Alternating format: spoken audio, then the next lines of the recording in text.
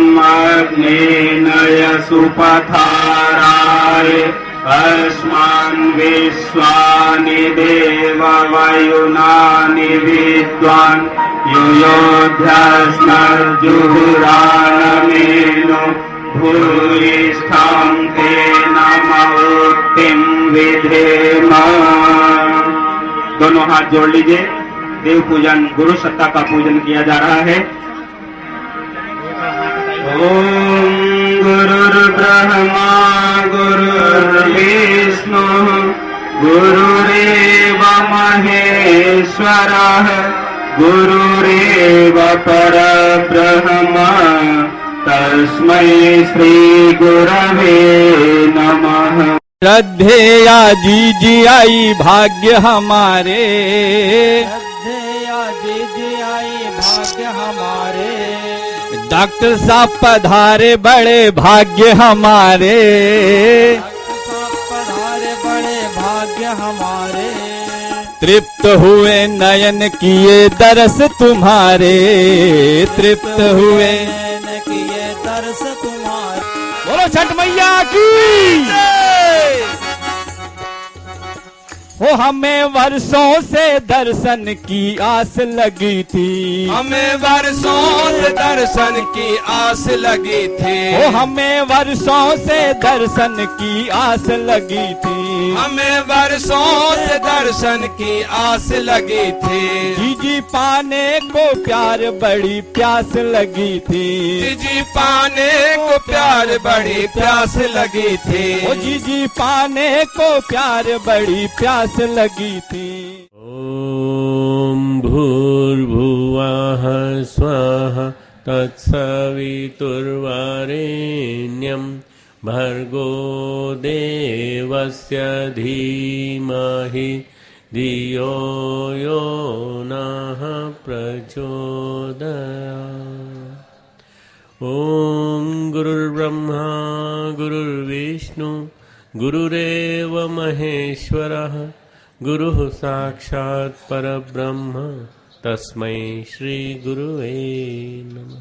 मातृवत् लालयित्री च पितृवत् मार्गदर्शिका नमोस्तु गुरुसत्तायै श्रद्धा प्रज्ञायुता च या श्रद्धा प्रज्ञायुता च। परम पूज्य गुरुदेव और परम वंदनीय माता जी की सूक्ष्म उपस्थिति में मंच पर विराजमान आप सबकी सम्माननीय आदरणीय जीजी, हमारे आदरणीय कपिल जी भाई साहब, मदेश्वर बाबू जी, कालीचरण भाई साहब और सभी हमारे विभिन्न जोन जो हैं, नॉर्थ ईस्ट, ईस्टर्न जोन और सभी क्षेत्रों से आए हुए हमारे उनके प्रभारीगण और हमारे सभी क्षेत्रों से आए हुए कार्यकर्ता भाइयों बहनों, देवी स्वरूपा बहनों, देवतुल्य भाइयों, शक्ति स्वरूपा माताओं, बहुत ही हमें तक कल्पना भी नहीं थी कि इतना बड़ा उत्साह भरा यहाँ पर जनमानस हमारा इंतजार कर रहा होगा, प्रतीक्षा कर रहा होगा। जबकि सब व्रत करते हैं, उपवास करते हैं। वो व्रत और उपवास करने के साथ साथ प्रार्थना करते रहते हैं अपने लिए, अपने उज्जवल भविष्य के लिए नहीं, बल्कि मुझे बड़ा आश्चर्य हुआ जब मैंने कई बहनों से पूछा किस लिए करते हो व्रत, छठ व्रत किस लिए करते हो? बोले अपने पति के स्वास्थ्य के लिए। मैंने कहा हद होती है, अपने लिए नहीं मांगते कुछ? बोले नहीं, पति का स्वास्थ्य ठीक रहेगा तो हम भी ठीक रहेंगे। इतना बड़ा त्याग बहनों का मैंने कहीं नहीं देखा, जितना बड़ा त्याग पूर्वोत्तर पूर्वांचल में अपनी बहनें अपने पति और अपने पूरे परिवार के लिए मांगते हैं। ये हमारे देश की परंपरा है कि नारी शक्ति ने हमेशा त्याग किया है, बलिदान किया है। मैं बहुत बार पहले भी पूर्वी क्षेत्र में गया हूं, मैं पटना गया हूं, मैं और भी मुजफ्फरपुर गया हूं, बेतिया गया, चंपारण गया, सब जगह गया। इतना देखा मैंने, इतना देखा कि वहां सब लोग एक ही चीज मांगते हैं, अपने पति के लिए, हमारे घर के अभिभावक के लिए, मुखिया के लिए कुछ मिले हमको।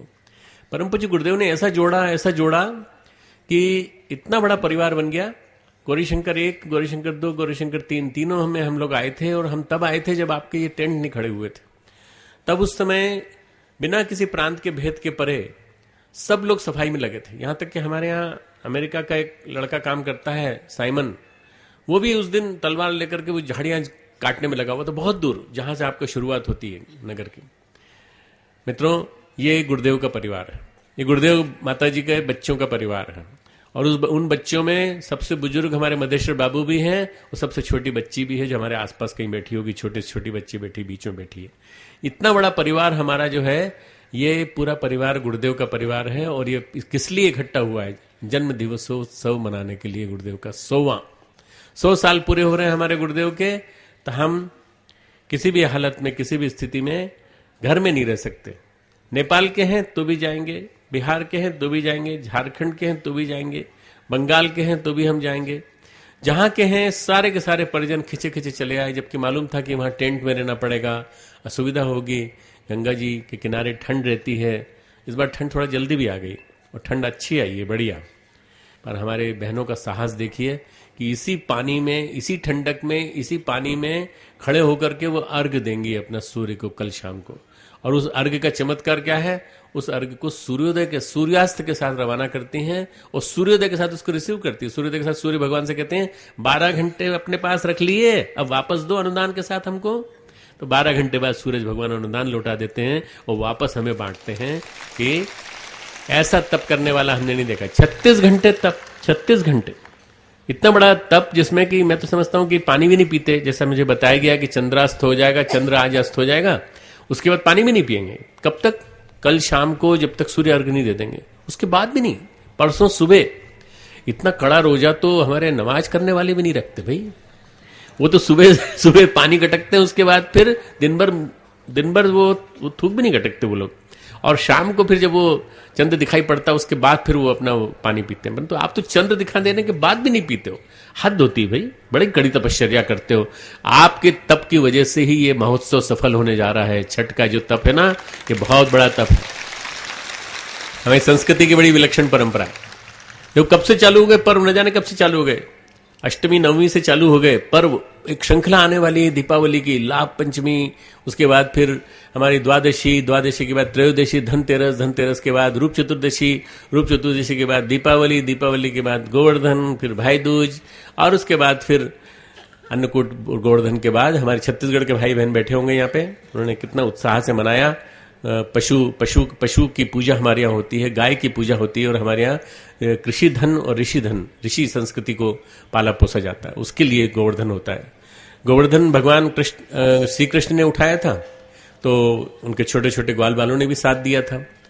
और आज गुरुदेव ने इतना बड़ा गोवर्धन उठाया, अनीति के खिलाफ, भ्रष्टाचार के खिलाफ, अन्याय के खिलाफ और कलयुग की शासन के खिलाफ। तो कलयुगी शासन समाप्त करने के लिए, सतयुगी शासन की स्थापना करने के लिए ये विचार क्रांति अभियान, युग निर्माण योजना का अभियान जो है मित्रों, ये सारा का सारा वही गोवर्धन स्थापना का अभियान है। और वहां से ये प्रक्रिया आरंभ होती है, चलती चली जाती है। चौथा दिन आता है, 5वां दिन आता है, और उसका छठ आ जाती है, सूर्य षष्ठी। सूर्य षष्ठी का व्रत इतना विलक्षण है, और ये सूर्य षष्ठी का व्रत आप सब लोग जानते हैं। पहले नहाए फिर खाए, बहुत बढ़िया है। नहा के खाना चाहिए भाई, बहुत अच्छा है। मतलब कितना खाना चाहिए वही गिना चुना है, लौकी, चना और कुछ थोड़ा बहुत जो भी कुछ। और उसके बाद फिर अगले दिन फिर शाम को, आज हमारे साथ खाओगे आप लोग सबके सब पूरे, हम भी आपके साथ खाएंगे। कल सुबह से अपना उत्सव का शुभारंभ हो रहा है, महोत्सव का। 9 दिन का उत्सव है अपना, 1 तारीख से 9 तारीख तक। इस पूरे 10 तारीख को पूर्ण होती है। तो इस 9 दिन के उत्सव में कल सुबह से उद्घाटन ही उद्घाटन है। प्रदर्शनी अपनी करीब बहुत अच्छी अच्छी प्रदर्शनी लगी, जीवन दर्शन प्रदर्शनी लगी है 3 भागों में। और अपने अस्पताल का उद्घाटन, अपने देव संस्कृति विश्वविद्यालय की प्रदर्शनी का उद्घाटन, अपना आपदा प्रबंधन का उद्घाटन, आदर्श ग्राम का उद्घाटन, हमारे आयुर्वेद की प्रदर्शनी लगी है उसका उद्घाटन, फिर उसके बाद कला मंच का उद्घाटन। सुबह से लेकर शाम तक उद्घाटन ही उद्घाटन है। तो आप लोग आज के बाद जो तप कर रहे हैं वो तप करो, परंतु तप करने के अलावा बाकी लोग जो है वो उसमें जरूर उत्साह से भाग लेना। आप लोगों का तप हमें बहुत बहुत बहुत आनंद देता है। तप के बिना वास्तव में ब्राह्मण की संपत्ति 2 ही है। ब्राह्मण जिसको कहते हैं ना, जाति से नहीं। अपने कई बार हमारे पूर्वोत्तर भारत, पूर्वांचल में, पूर्वोत्तर भारत में और बिहार और यूपी के क्षेत्र में ब्राह्मण का मतलब मान लिया जाता है अगड़ी जाति, और बाकी जो ब्राह्मण नहीं है वो पिछड़ी जाति, ऐसा मान लिया जाता है। ऐसा नहीं, गुरुदेव ने सबको मिला दिया। गुरुदेव ने कहा जो गायत्री करे वो ब्राह्मण, और सब ब्राह्मण है। तो ब्राह्मण की 2 संपत्ति, ब्राह्मण की क्या है, एक ब्राह्मण के 2 धन है, एक विद्या और एक तप। विद्या विचार करो, अच्छे विचारों का उपार्जन करो, अच्छे विचार पढ़ो और दूसरों को अच्छे विचार बांटो। आप कर रहे हो।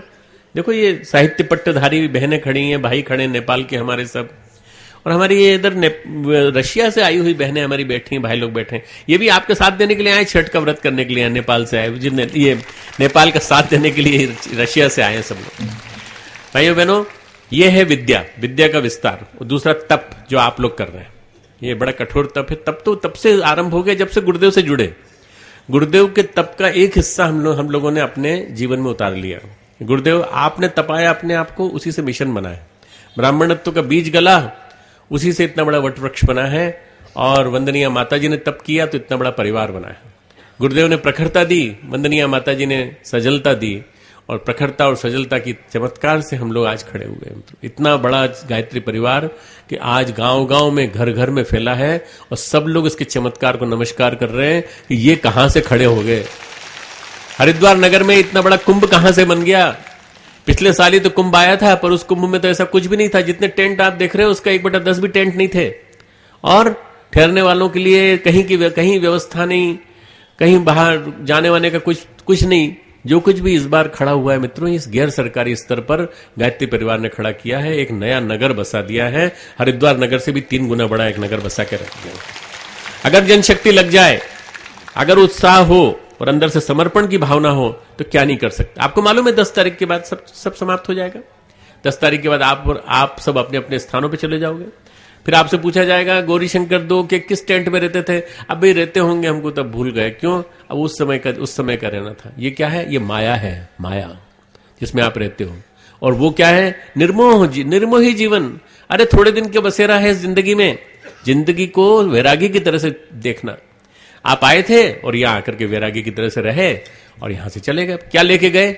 हिमालय की ऊर्जा, गंगा के पास से गंगा का तप। ये गंगा और हिमालय दोनों आपके जीवन में ऐसा स्थान बना लेंगे कि आपको कभी छोड़ेंगे नहीं। गंगा और हिमालय दोनों गुरुदेव के जीवन में घुसे तो ऐसा घुसे कि गंगा के माध्यम से पवित्रता, हिमालय के माध्यम से सारे सद्गुण। गुरुदेव ने हिमालय को अपना अभिभावक कहा है, पारस कहा है, और उन्होंने कहा पारस की तरह से जब भी मैंने छुआ उसको तो मैं सोना बन के आया।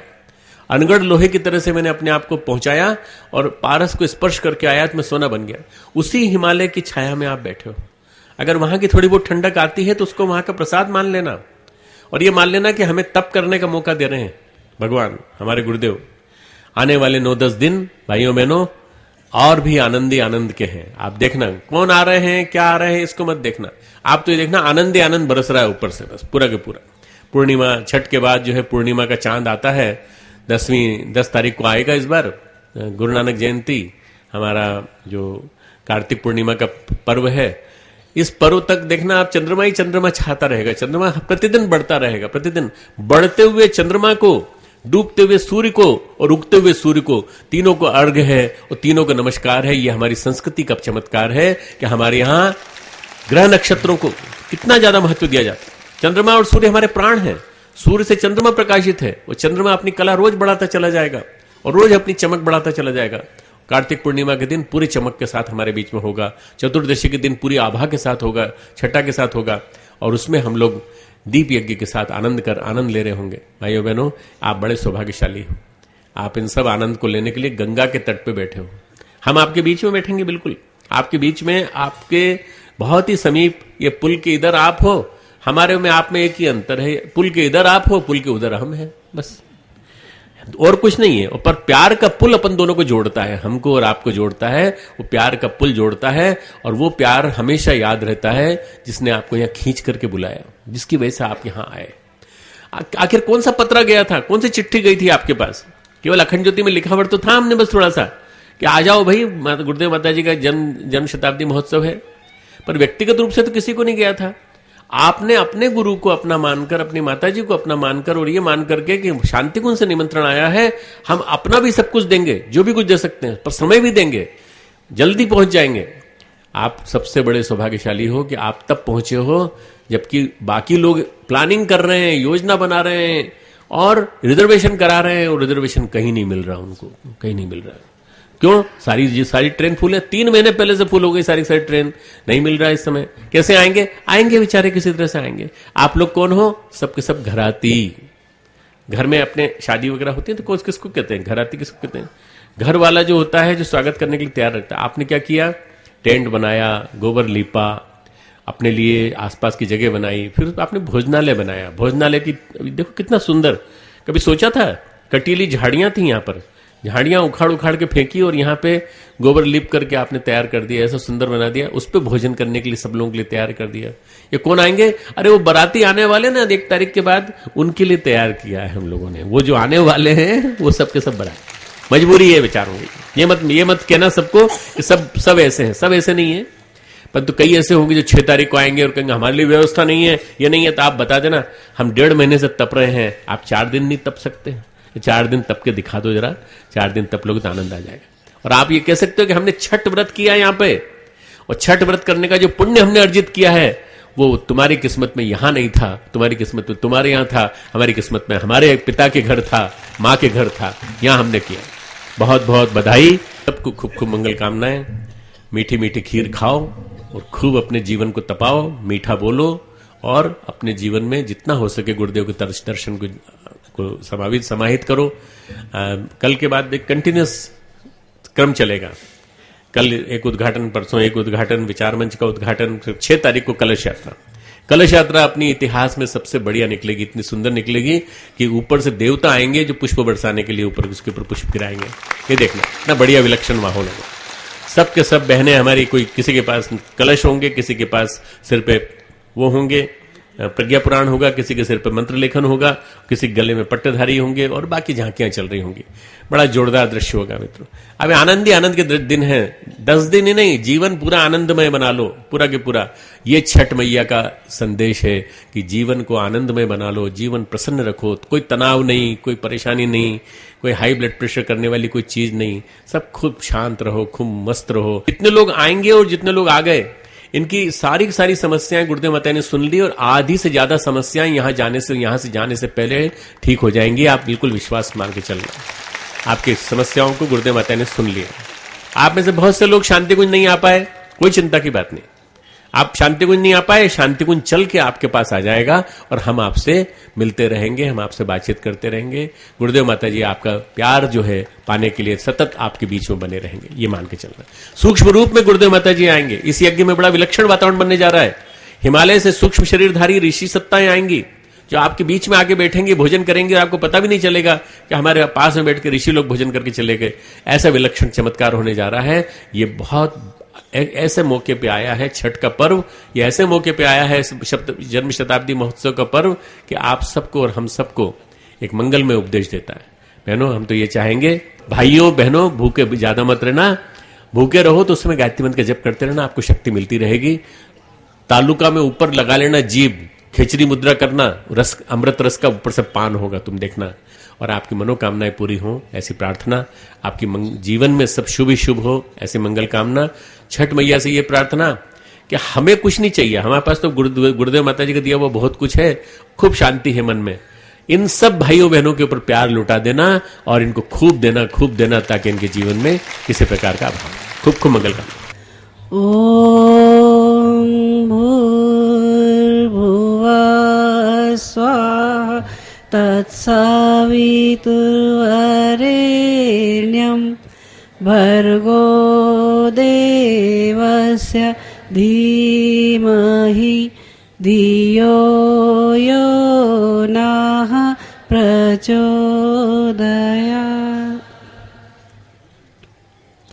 परम पूज्य गुरुदेव और वंदनीय माता जी की सूक्ष्म उपस्थिति में विराजमान शक्ति स्वरूपा माताओं, बहनों और भाइयों, आज हम सबके सौभाग्य का दिन। कैसा दिन? जिन दिनों सूर्य सृष्टि का व्रत चल रहा है, वो भी ऐसे मौके पर जब हम गुरुदेव की जन्म शताब्दी मनाने जा रहे हैं। ऐसा मौका दोबारा आने वाला है? दोबारा नहीं आने वाला। लोग चाहेंगे भी तो ये समय संभव नहीं हो सकेगा। अगली जन्म शताब्दी कब आनी है? 100 साल के बाद। षष्ठी का पर्व हर साल आता है, लेकिन हर साल जन्म शताब्दी आएगी, हर साल जन्म शताब्दी नहीं आएगी। जो लोग इस समय कर रहे हैं वह अपने सौभाग्य की कितनी सराहना करेंगे, ये आगे आने वाली पीढ़ी भी इसका अनुमान नहीं लगा पाएगी। आज का पर्व प्रकाश पर्व है, सूर्य सृष्टि की आत्मा, उन्होंने प्रकाश ही दिया, निरंतर प्रकाश बांटा। अंधकार से प्रकाश की ओर ले जाने वाले का नाम है सूर्य। और वो गुरु जिसने ज्ञान का प्रकाश बांटा, वो सूर्य से कम नहीं। सूर्य के प्रकाश को ले जाने के लिए उनके सारथी कौन बने? उनके सारथी बने अरुण। और अरुण के साथ वो 7 घोड़े जो सूर्य के प्रकाश को लेके आगे बढ़े। लेकिन गुरुदेव रूपी सूर्य के प्रकाश को ले जाने वाले कितने पुत्र? अनगिनत पुत्र, लाखों पुत्र। ये सब कौन? ये है प्रकाश पुत्र, जिन्होंने गुरुदेव के लिए अपना सब कुछ दांव पे लगा दिया। न दिन देखा न रात देखा, केवल एक ही मन में लगन रही। जिसको समर्पण किया है, जिसको श्रद्धा दी है, उनके चरणों में अपना सब कुछ न्यौछावर कर दिया जाए। आप लोग यहाँ पहले से आए हुए हैं। आपने देखा जो शुरू में थे, कितनी बड़ी बड़ी झाड़ियाँ थी, आदमी से ऊंची ऊंची झाड़ियाँ थी। काट के समतल कर दिया, लोगों के हाथ में छाले पड़े। उसको देखकर मन ये भर आया कि गुरुदेव के चरणों में अपनी श्रद्धा को इससे ज्यादा आरोपित करने का ऐसा अवसर इतना प्रकार हो नहीं सकता। उनकी श्रद्धा को नमन करने का मन करता रहा। आप लोग गुरुदेव माता जी के वो लोग हैं, कहते हैं त्रेता युग में भगवान राम जब आए थे, विष्णु भगवान ने अवतार लिया था राम का, तो उनके साथ राम की सेना के लिए कौन आए थे? सारी देव शक्तियां रीछ बानर बन के उतर पड़ी थी और भगवान के सपने साकार करने के लिए आगे चल दी थी, रावण के वध के लिए। लेकिन नवयुग के श्री राम के लिए कौन आया? ये देव शक्तियां मानव शरीर धारण करके सामने बैठी हैं, जो देवत्व को अपने शरीर में धारण किए हैं। भगवान इन देव शक्तियों को अपने अनुदानों से पूरित करता रहे। आज के पर्व के बारे में आप सब लोग सब जानते हैं। षष्ठी पर्व सबसे पहले कुंती ने शुरू किया था, और क्या पाया था सूर्य साधना के बाद? कर्ण जैसे प्रतापी पुत्र को पाया था। और फिर ये कहा गया कि द्रौपदी ने महाभारत काल में तब किया जब पांडव लोग वन वन भटक रहे थे, उनका राजपाट फिर से मिल जाए, इसलिए द्रौपदी ने षष्ठी का व्रत किया। और ये भी कहा जाता है कि माता सीता और भगवान राम ने संयुक्त रूप से जब व्रत किया था तो लवकुश जैसे प्रतापी पुत्र मिले थे। ये सूर्य षष्ठी का ये कठिन व्रत हमारी बहनें सहज कर लेती हैं। किस आधार पर कर लेती हैं? केवल यही बात नहीं, पति की लंबी उम्र के लिए। पति की लंबी उम्र तो सबकी कामना है, लेकिन इससे भी बड़ी बात एक, जिसको भी नारी समर्पण करती है, मन से अपना मानती है, उसके लिए उसके हर दोष, हर दुर्गुणों को नीलकंठ की तरह से एक एक बूंद करके अपने गले में, अपने अंतरंग में उतारती चली जाती है, बिना होठों पर कोई भी एक भी शब्द लिए। बदले में केवल प्यार, समर्पण और त्याग के प्रतिमान ही नारी देती आई है। कौन होगा ऐसा जो रात को 12 बजे अपनी नींद खराब करके केवल पति के रिश्तेदार या मित्र या व्यवहार संबंधियों के लिए अपनी नींद खराब करके उनके लिए रात को खाना बना के दे? अपना बिस्तर जिसमें भरपूर नींद सोई थी, जगह नहीं थी तो खुद जमीन पर सो जाती है, लेकिन उनको अपने बिस्तर दे देती है। इतनी महानता का पर्व, इतनी महानता के भाव केवल मातृशक्ति के अंदर ही है।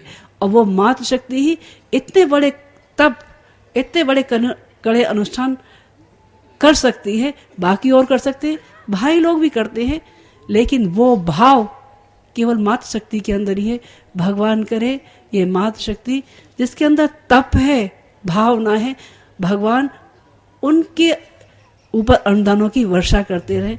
जानती हूँ आप कल से भूखे प्यासे हैं, आज भी दिन भर से सूर्यदेव का ये आराधना कर रहे हैं। सूर्यदेव जब अस्ताचल की ओर जाएंगे तो हमारा पारायण होगा, हम हवन करेंगे और प्रसाद ग्रहण करेंगे।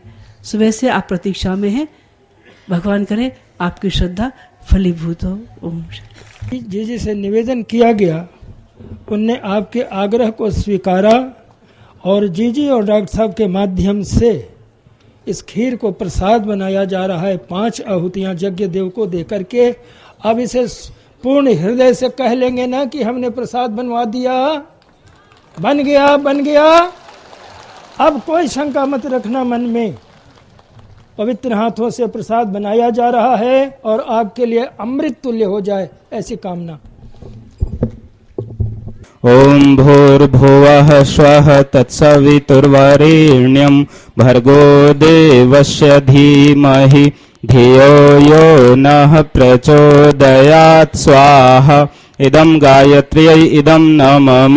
ओम भूर्भुवः स्वः तत्सवितुर्वरेण्यं भर्गो देवस्य धीमहि धियो यो नः प्रचोदयात् स्वाहा।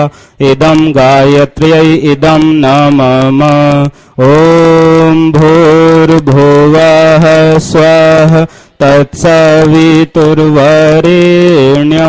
भर्गो देवस्य धीमहि धियो यो नः प्रचोदयात् स्वाहा। इदं